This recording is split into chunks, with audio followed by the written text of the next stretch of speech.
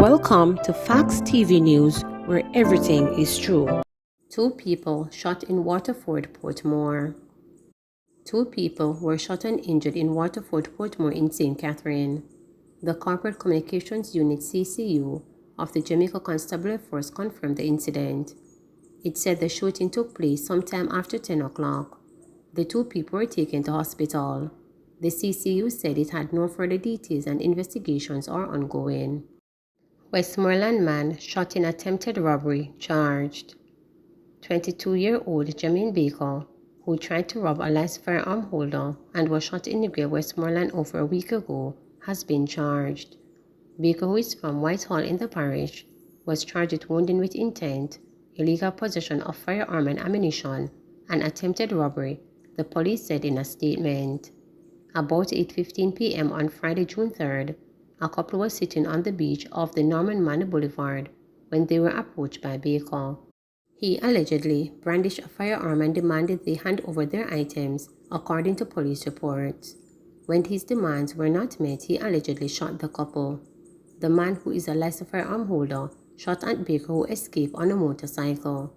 However, Baker was hit and turned up at hospital for medical attention. He was later pointed out to the police, charged, placed under police guard. The man and his partner received gunshot wounds and were hospitalized. The police say a court date for Baker is being finalized. Spanish Town shooting linked to Klansman gang feud, police suspect. An internal feud linked to Klansman gangsters is suspected to be behind the shooting of three men on Jones Avenue in Spanish Town, St. Catherine. The incident happened around 8:27 p.m., police sources said. The Corporate Communications Unit of the Jamaica Constabulary Force confirmed the shooting as non-fatal, but said it had no further details. All three people remain in hospital, with one said to be in serious condition. One of the men who was shot is allegedly a member of the Black Man faction of the Klansman gang, a police investigator reported. That faction is known as One Don, and its alleged leader, Andre Blackman Bryan, is currently on trial with other alleged members before the Home Circuit Court over their involvement in the gang. It's understood that two of the men were at a bar and a third was returning from a shop when a motor car drove up with men aboard who fired on them. One man reportedly drove himself to the hospital while the other two were assisted. The attackers escaped. The police have named the Spanish Town-based Klansman gang as one of the country's most notorious criminal organizations. Flow services restored to St. Anne customers. Flow Jamaica is reporting that services disrupted by vandals have been restored to its over 5,000 St. Anne customers.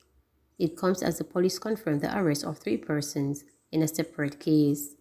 Customers including hotels and financial institutions in Ocho Rios, St. Anne's Bay, Runaway Bay, Discovery Bay and its environs had lost much of their broadband, video and fixed voice services. Fiber optic cables near the St. Mary border were chopped early Saturday morning. Communications Director at Flow, Keon Mitchell, says operations have now returned to normal. Service started to come up from Saturday in the afternoon, and they completed the repair of the cables at 2 a.m. on Sunday, she explained. Flow says the latest acts of vandalism will cost it approximately $1.5 million in addition to lost revenue. The company said there were 590 acts of vandalism last year, and with the figure for this year now at 250. And just as the workers were completing repairs to damaged fiber optic cables, these were allegedly preying on the company's property elsewhere in St. Anne. Commander for the St. Anne Police Senior Superintendent Dwight Powell told reporters 2 men and a woman were arrested early in the morning after they were held in possession of Flow copper cables. They allegedly stole the cables from the company's underground facilities around 3 a.m. Bishop backs crime meeting proposal. Dyer and others say no.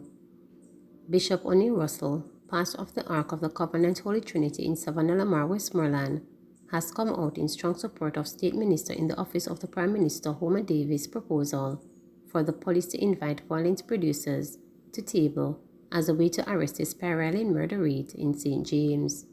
According to police statistics, between January 1 and June 6, 104 people were murdered in St. James, which is 26 more homicides when compared with the corresponding period in 2021. Bishop Russell, who is a former Peace Management Initiative, PMI, violent interrupter, expressed that, as opposed to hardcore policing, a softer approach is needed to reduce crime. I support Mr. Davis' call.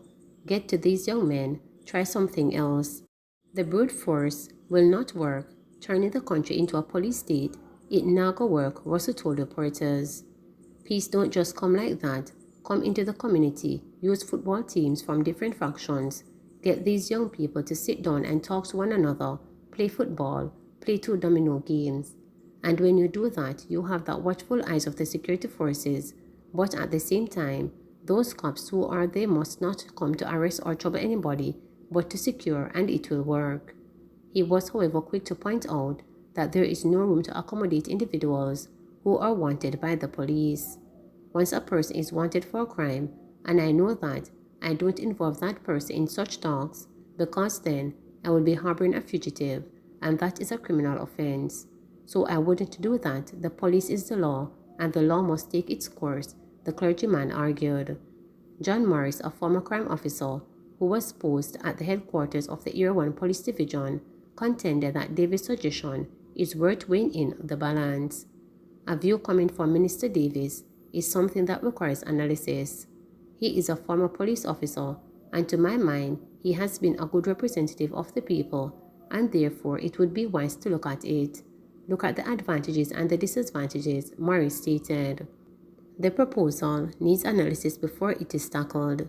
As a former officer, I would attempt to analyze it before I support or disagree with it, but it is one that is worthy of analysis. There has been support for and against Davis' comments made in Montego Bay recently. I am really organizing over how we intercede with the gangs that are really creating havoc in our space. I have a thought process commissioner, Assistant Commissioner of Police Clifford Chambers. I think if we can get the combatants, the leaders of these groups, gangs together and put them in a space and see, listen, tell me now, where are you fighting for? Tell me, what do you want? What do you need? What can we do to appease you? Davis said, who is an ex-cop, suggested. My take on it is that the police have information on all violence producers in the parish. Why don't we start pulling them together, bringing them together in a room and say, listen, you are G6, you are G7, or you are 87. I am serious, what is the problem? If you have 2 children in the home that can't live together, don't you pull them together and say, listen, where is the problem, or what is the problem?